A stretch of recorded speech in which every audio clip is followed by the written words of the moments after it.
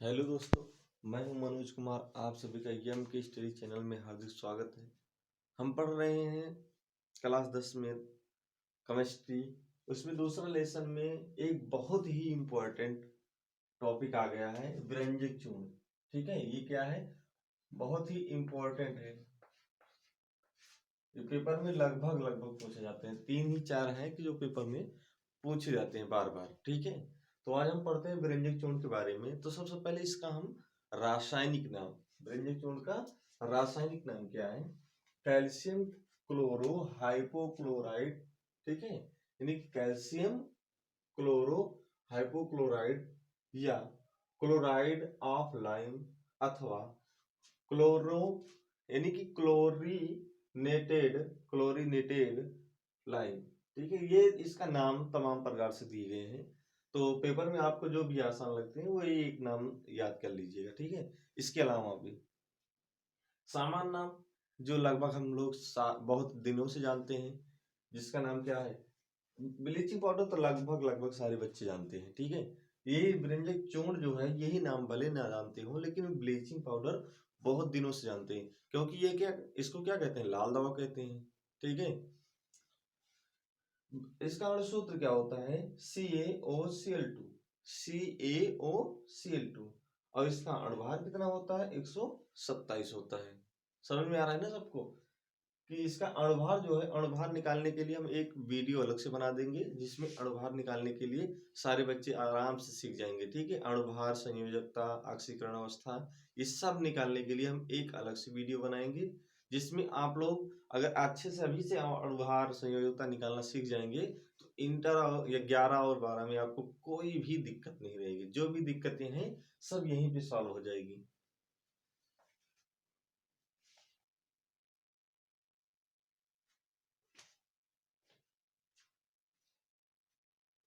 अब इसको हम इसके निर्माण की विधियां देखते हैं, यानी कि इसको बनाना है अब हमको। किसको?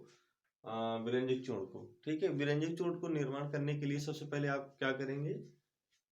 व्यंजक चूर्ण का निर्माण करने के लिए शुष्क बुझे हुए चूने पर क्लोरीन की क्रिया द्वारा होता है।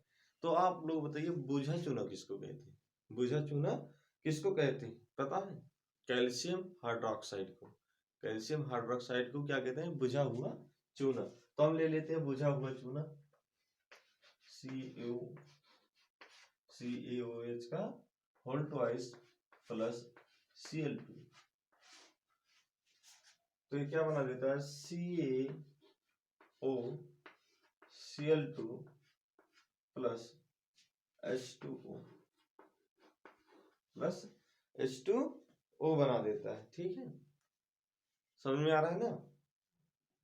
अब देखो यहाँ पे सब बराबर है। देखो, 2 हाइड्रोजन और 1 और 2 ऑक्सीजन। तो यहाँ देखो 2 ऑक्सीजन और 2 हाइड्रोजन। ठीक है, 2 ऑक्सीजन और 2 हाइड्रोजन। 2 क्लोरीन यहाँ पे है, 1 कैल्शियम यहाँ पे, तो 2 क्लोरीन यहाँ, 1 कैल्शियम यहाँ पे। ठीक है, और ये क्या बना हमारा? विरंजक चूर्ण। इसका नाम क्या है? विरंजक चूर्ण। विरंजक चूर्ण यानी कि बुझे हुए चूने में हम मिला देते हैं क्लोरीन को, तो क्या होते हैं? ये व्यंजक चूर्ण और जल बन जाता है। इसी तरह अब हम इसका भौतिक गुण पढ़ेंगे। व्यंजक चूर्ण का भौतिक गुण। भौतिक गुण में क्या है? भौतिक गुण, इसको हम जर्नली कैसे पहचान जाएंगे? ठीक है, इसको हम कैसे पहचानेंगे? तो सबसे पहले इसको हम कैसे पहचानेंगे? इसको पहचानने के लिए सबसे पहले ये हल्के पीले रंग का होता है। मतलब ये हल्के पीले रंग का होता है। ठीक है, यह हल्के पीले रंग का होता है। पीले रंग का होता है।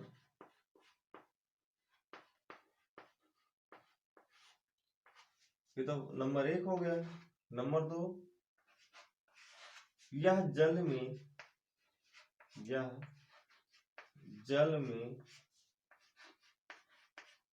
अल्प विलेय है। अल्प विलेय है इसी अल्प विलेयता के कारण विलेय है, इसी अल्प विलेयता के कारण, अल्प विलेयता के कारण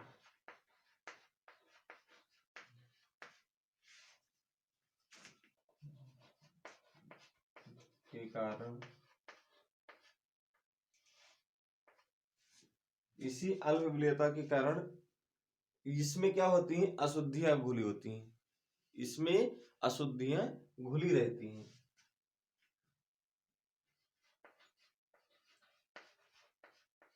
अशुद्धियां घुली रहती हैं।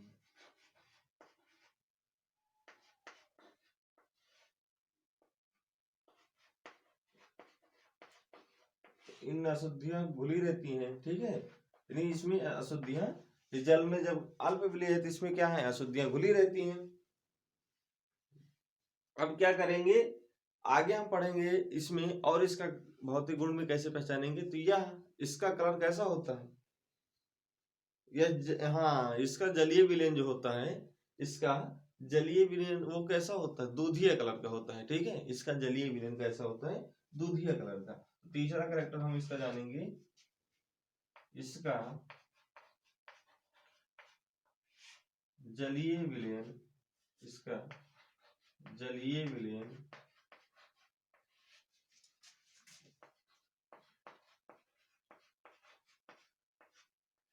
विलेन दूधिया होता है,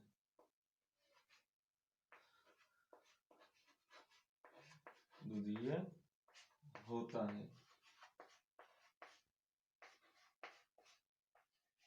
अगला नंबर, इसमें क्लोरीन की गंध आती है। चौथा भी नंबर लिख देते हैं, इसमें क्लोरीन की गंध आती है।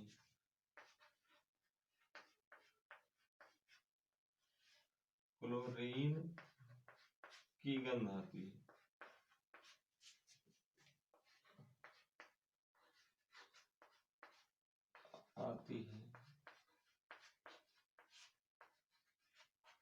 ये तो हो गए भौतिक गुण, ठीक है।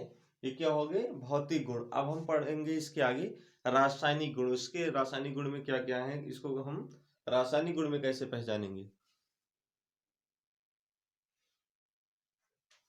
आगे हम पढ़ रहे हैं इसके अब रासायनिक गुण। रासायनिक गुण में सबसे पहले हम क्रिया कराते हैं गर्म जल से, ठीक है। सबसे पहले क्रिया करा देते हैं गर्म जल से। तो ये क्या होता है कि गर्म जल में यानी कि क्या करता है, विरंजित चूर्ण को गर्म जल में विलय करने पर क्लोरीन गैस निकलती है। यानी कि गर्म जल, अगर कोई गर्म जल है और इसमें क्या करें हम, विरंजित चूर्ण को मिला देते हैं, तो क्या होता है, उसमें क्लोरीन गैस मुक्त हो जाती है, इसमें क्लोरीन गैस मुक्त हो जाएगी, ठीक है। तो हम चलिए विरंजक चूर्ण ले लें, CaOCl2 प्लस H2O, ठीक है, H2O।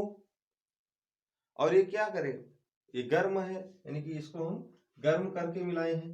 तो ये देखो ये क्या कर देता है, यहां से Cl2 तो मुक्त हो जाएगा, और ये क्या बना देता है, CaOH का होल ट्वाइस प्लस Cl2। समझ में आ रहा है कि ये जो कैल्शियम है, सॉरी, जो कैल्शियम है, ये कैल्शियम क्या बना देता है, कैल्शियम हाइड्रोक्साइड बना लेता है और क्लोरीन मुक्त हो जाती है, ठीक है। क्लोरीन क्या हो रही है, मुक्त हो जा रही है। अब इसी प्रकार हम ऊष्मा का प्रभाव, यानी कि अब इसको डायरेक्ट अगर हम हीट कर देते हैं तो क्या होता है, अगर डायरेक्ट जैसे विरंजक चूर्ण में क्या है, ऑक्सीजन है और क्लोरीन है, कैल्शियम है, तीन का ही मिश्रण है। अगर हम डायरेक्ट इसको हीट कर देते हैं तो ऑक्सीजन निकलकर अपना ऑक्सीजन गैस बना देती है, और क्लोरीन और कैल्शियम मिलकर क्या बना देते हैं, कैल्शियम क्लोराइड बना देते हैं। तो इसकी डिफिनेशन, इसे गर्म करने पर यह अवघटित होकर ऑक्सीजन तथा कैल्शियम क्लोराइड देता है, ठीक है। तो अब इसमें हम लिखते हैं CaOCl2। अब इसको हम क्या कर रहे हैं, डायरेक्ट गर्म कर दे रहे हैं, ठीक है। इसको हम डायरेक्ट गर्म कर दे रहे हैं, तो ये हो जाता है CaCl2 प्लस O2, ठीक है, CaCl2। देखो ये गैस है ना, तो गैस के लिए ऐसे तीर बनाते हैं, ठीक है, ये क्या है, गैस का चिन्ह है। और जब कभी भी अगर किसी रिएक्शन में ऐसे तीर लगी है, इसका मतलब होता है अवक्षेप, ठीक है, इसका मतलब है अवक्षेप, यदि जो भी तली होगी उसके परत में नीचे जम जाना, ये तीर दर्शाता है, ठीक है। और ऊपर की ओर का मतलब होता है कि ये गैसीय अवस्था में है, ठीक है, समझ में आ रहा है ना।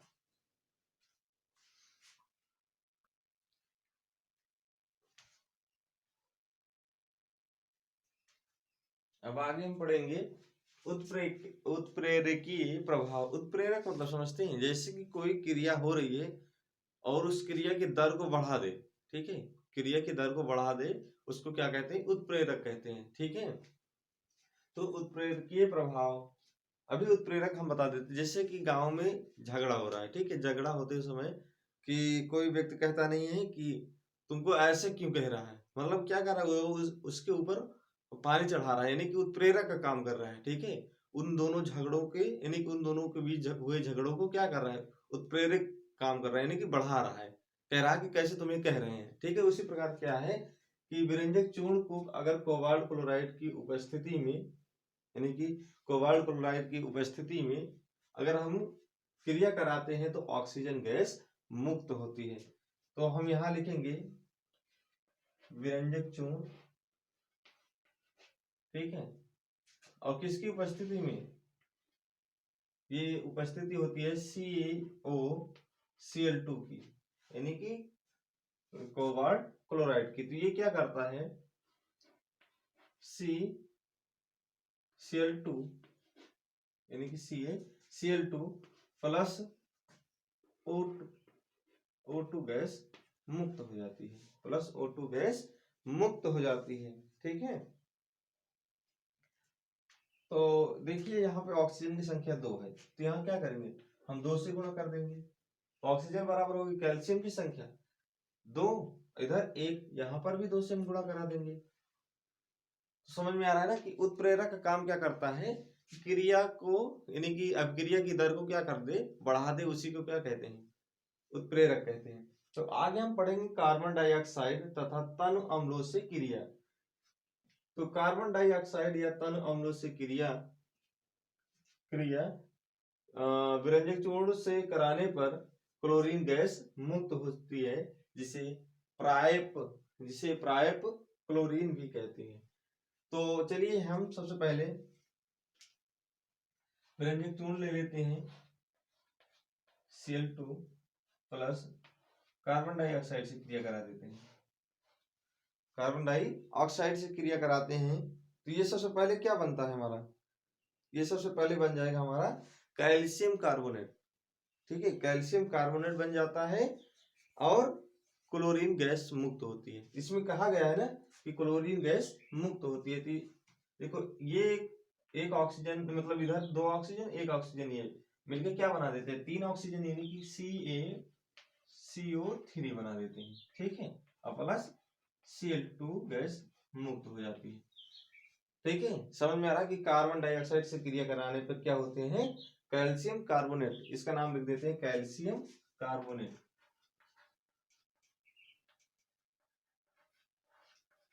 Calcium carbonate. इसको, इस सूत्र को याद रखना, कार्बोनेट, ठीक है। तो ये तो हो गया कैल्शियम कार्बोनेट। अब हम कह रहे हैं कि अम्लों की क्रिया, यानी कि ये तो कार्बन डाइऑक्साइड से हो गया, अब हम कोई एक अम्ल ले लेते हैं। चलिए यहाँ पे हम क्या करते हैं, कोई एक अम्ल ले लेते हैं, वो भी तनु अम्ल। तो मान लेते हैं H2SO4 का क्या है, तनु अम्ल है, H2SO4 का तन अम्ल है,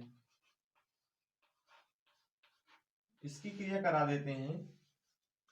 तो ये सबसे पहले तो देखो, ये SO4 और ये साथ चले जाते हैं, यानी क्या बना देते हैं, ये कैल्शियम सल्फेट बना देते हैं, जल बना देते हैं और क्लोरीन गैस मुक्त होती है। तो यहाँ सबसे पहले हमारा कैल्शियम सल्फेट CaSO4 प्लस जल प्लस क्लोरीन गैस Cl2, समझ में आ रहा है ना। अब देखो यहाँ पे सब तो बराबर है, दो हाइड्रोजन यहाँ, 2 क्लोरीन यहाँ, 2 क्लोरीन यहाँ, 2 हाइड्रोजन यहाँ, ठीक है। ऑक्सीजन एक यहाँ थी, एक ऑक्सीजन यहाँ पे आ गई, तो ये क्या हो गए हमारे कार्बन डाइऑक्साइड और तनु अम्लों से क्रिया हो गई है, ठीक है। अब हम आगे एक और ऑक्सीकरण अवस्था इसकी पढ़ लेते हैं, यानी कि ऑक्सीकारक, उसके बाद हम इसका उपयोग डायरेक्ट पढ़ेंगे, ठीक है। सबसे पहले अब इसका ऑक्सीकारक गुण पढ़ेंगे।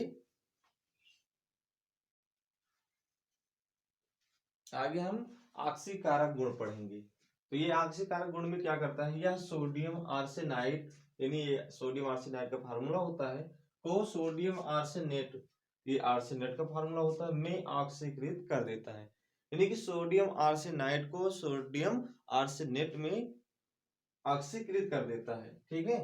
तो चलिए हम लिखते हैं सोडियम आर्सेनाइड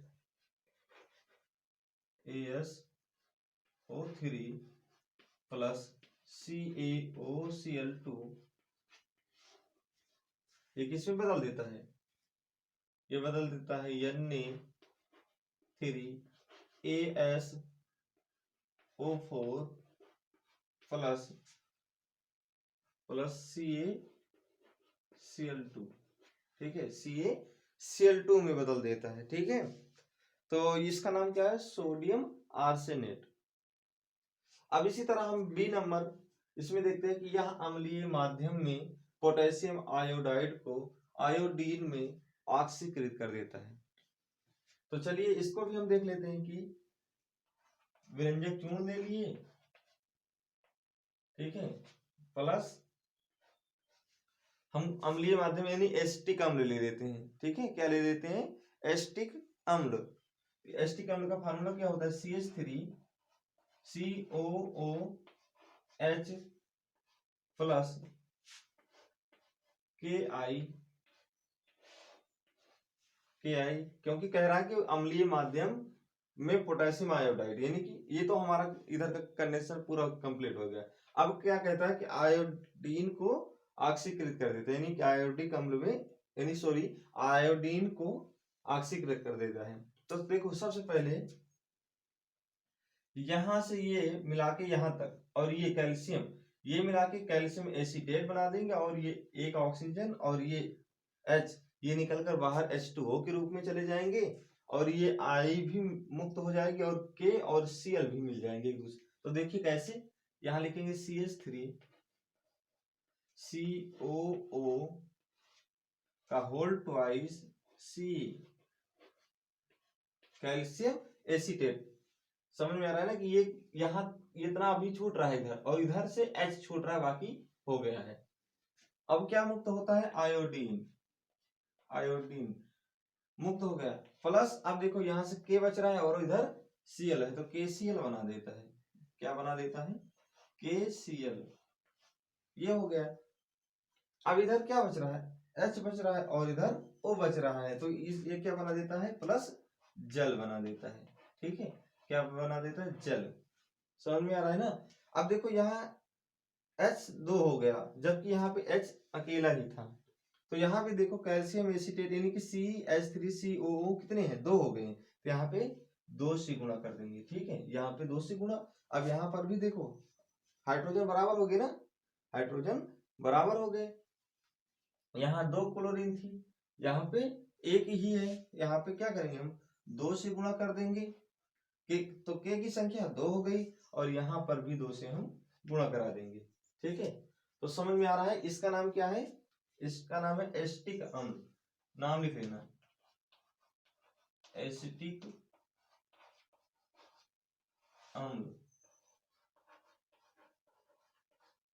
इसका पता ही है, पोटेशियम आयोडाइड। इसको क्या कहेंगे, इसका नाम है कैल्शियम एसीटेट। इतने का नाम क्या है, कैल्शियम एसीटेट। यहां हम लिख दे रहे हैं कैल्शियम एसीटेट,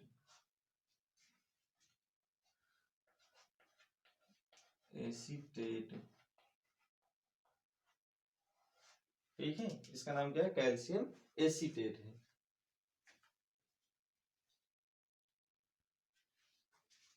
आगे हम पढ़ेंगे, यह लिथार्ज को लेड डाइऑक्साइड में ऑक्सीकृत कर देता है। लिथार्ज यानी कि PbO लेड ऑक्साइड को लेड डाइऑक्साइड में बदल देता है। ठीक है, तो यहाँ लिखेंगे CaOCl2 प्लस PbO। ये क्या कर देता है, देखो यहाँ से ये ऑक्सीजन जो है यहाँ पे आके जुड़ जाती है, तो ये हो जाता है PbO2 प्लस, अब देखो यहाँ पे क्या बचा है, CaCl2 बचा है, यहाँ CaCl2। ठीक है, CaCl2 समझ में आ रहा है ना, CaCl2 हो जाता है।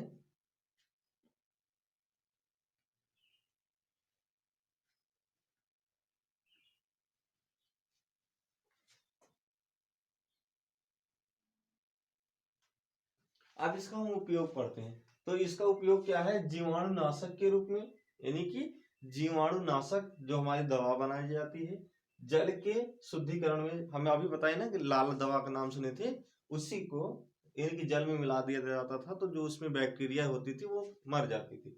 ऑक्सीकारक के रूप में, ऑक्सीकारक के रूप में, अभी हम ये ऑक्सीकारक का ही गुण पढ़ रहे थे ऊपर।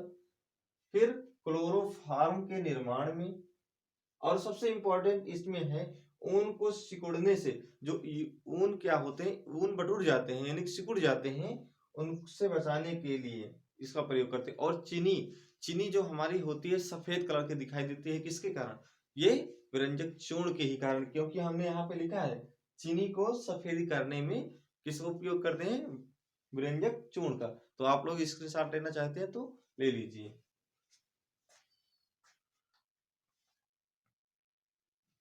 अब हम आगे नेक्स्ट वीडियो में समझेंगे बेकिंग सोडा या खाने का सोडा क्या होता है, और इसके गुण, इसके भौतिक रासायनिक सब इसमें हम पढ़ेंगे। अब इसको कैसे बनाते हैं, ठीक है। तो अब हम यहाँ आज के लिए इतना ही है।